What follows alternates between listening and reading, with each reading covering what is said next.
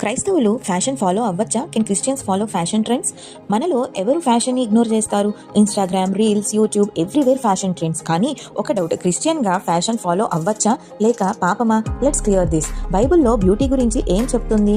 Man looks at the outward appearance but the lord looks at the heart. 1 Sam 16:7 మనం చూడవచ్చు. అంటే గాడ్కి మన దుస్తుల కంటే మన గుండె క్లీన్గా ఉందా అనేదే ముఖ్యం. ఫ్యాషన్ పాపం కాదు, యాటిట్యూడ్ ముఖ్యం.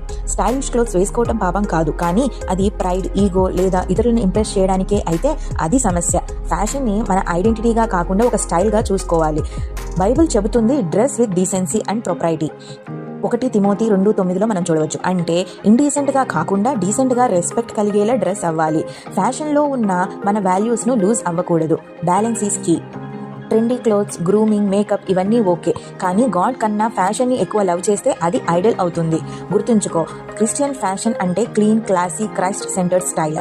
ఫ్యాషన్ ఫాలో అవ్వచ్చు, కానీ అది మీకు కంట్రోల్ కాకూడదు. మీ డ్రెస్ చూసి దేవుని కీర్తి తగ్గకూడదు. నిజమైన బ్యూటీ గాడ్ను రిఫ్లెక్ట్ చేసే హార్ట్లోనే ఉంటుంది.